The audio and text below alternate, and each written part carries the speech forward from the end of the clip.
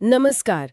आज हम Titagarh rail systems limited मतलब TRSL पर थोड़ी गहराई से बात करने वाले हैं। हाँ। हमारे पास हैं इसके कुछ वित्तीय आंकड़े, कंपनी की प्रोफाइल और हाँ, बाजार के जानकारों की राय भी है। जी। और देखिए, दिलचस्प बात यह है कि इसके हालिया नतीजे थोड़े फीके रहे हैं, हम्म। लेकिन फिर भी कई एनालिस्ट इसे खरीदने की सलाह दे रहे हैं। तो ये विरोधाभास क्यों है? चलिए इसी को समझने की कोशिश करते हैं आज। हाँ, ये वाकई एक काफी इंटरेस्टिंग केस है। सबसे पहले अगर आज के बाजार को देखें, मतलब 24 जून 2025 की बात कर रहे हैं हम, हाँ, तो शेयर 922 रुपए 85 पैसे पर ट्रेड कर रहा है। आज इसमें करीब 5.35% की बढ़त दिखी है। अच्छा। बढ़त तो है आज। हाँ, बढ़त है, लेकिन ये भी देखना जरूरी है कि ये अपने 52 हफ्ते के जो हाई लेवल था उससे लगभग आप मानिए आधा नीचे आ चुका है। 51% से ज्यादा की गिरावट। ओह, आधा? ये तो काफी ज्यादा है। जी, काफी ज्यादा। और आज वॉल्यूम भी मतलब काफी ज्यादा रहा है।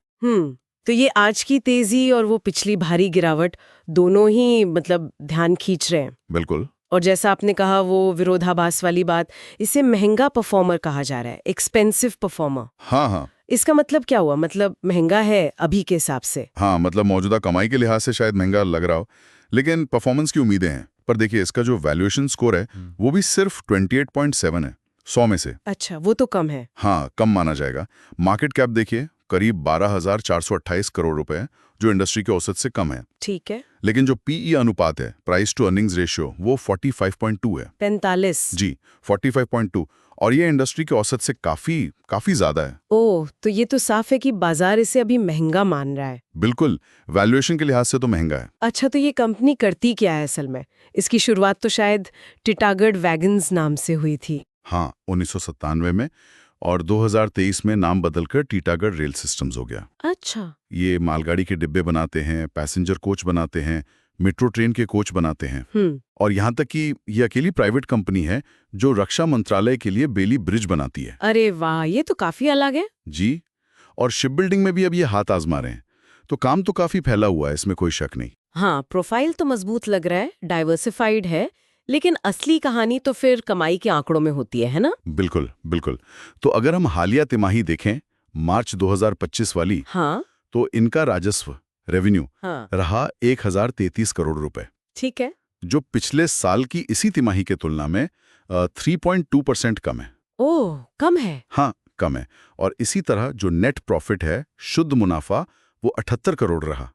ये भी पिछले साल से 6.4% कम है। ओह, तो मतलब हालिया प्रदर्शन तो कमजोर रहा है। जी। और पिछले पूरे 12 महीनों का क्या हिसाब है?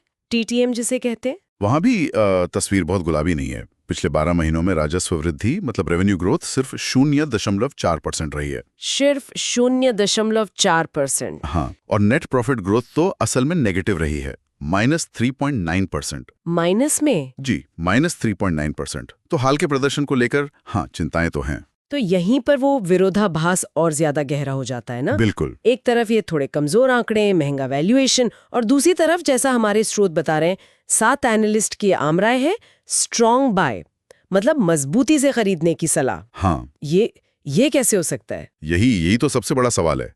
उनका जो औसत एक साल का टारगेट प्राइस है वो 1,143 रुपए है। 1,143 रुपए? हाँ, जो मौजूदा कीमत से करीब 24% ज्यादा बनता है। अच्छा खासा ऊपर। जी, और साथ ही वो ये भी उम्मीद कर रहे हैं कि वित्त वर्ष 26 में, मतलब अगले साल, EPS यानी प्रति शेयर आय में 22% से ज्यादा की बढ़त आएगी।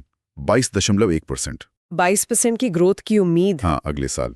तो उन्हें ऐसा क्यों लग रहा है? मतलब क्या वो कुछ ऐसा देख रहे हैं जो इन हालिया नंबरों में नहीं दिख रहा, या कोई और बात है? शायद। देखिए, हो सकता है कि विश्लेषक कंपनी की जो बड़ी ऑर्डर बुक है, हाँ, ऑर्डर बुक, या फिर रेलवे सेक्टर में सरकार जो इतना खर्च कर रही है उस पर फोकस कर रहे हो। मेक इन इंडिया जैसी पहलों का फायदा भी मिल सकता है। ये लॉन्ग टर्म फैक्टर्स हो सकते हैं। हाँ, शायद वो लंबी अवधि का सोच रहे हैं। लेकिन ये भी ध्यान रखना होगा कि कंपनी का जो ड्यूरेबिलिटी स्कोर है, मतलब वित्तीय मजबूती का स्कोर, वो भी बस ठीक ठाक ही है, 4,400। सिर्फ 40? ये तो बहुत मजबूत नहीं हुआ। नहीं, औसती कहेंगे।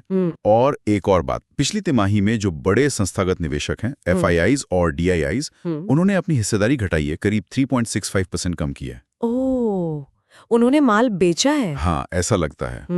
तो ये तो निवेशकों के लिए मतलब काफी सोचने वाली बात हो गई है। जी बिल्कुल। एक तरफ भविष्य की अच्छी उम्मीदें हैं, एनालिस्ट्स का भरोसा है, हाँ, और दूसरी तरफ हाल का प्रदर्शन उतना अच्छा नहीं, वैल्यूएशन ज्यादा है और बड़े निवेशक निकल भी रहे हैं। बिल्कुल।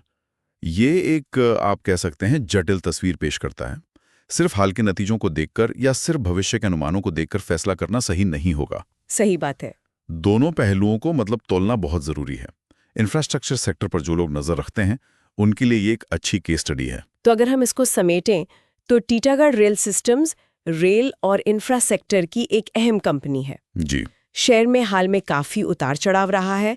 हालिया वित्तीय प्रदर्शन थोड़ा कमजोर दिखा है, लेकिन एनालिस्ट्स का भरोसा मजबूत है और भविष्य में कमाई बढ़ने की काफी उम्मीदें लगाई जा रही हैं। सही कहा। ये वही महंगा परफॉर्मर वाली बात है जिसकी वित्तीय स्थिति फिलहाल औसत दर्जे की है, लेकिन भविष्य की जो संभावनाएं हैं वो इसे दिलचस्प बनाती हैं। तो आखिर में एक सवाल मेरे मन में आ रहा है पूछे।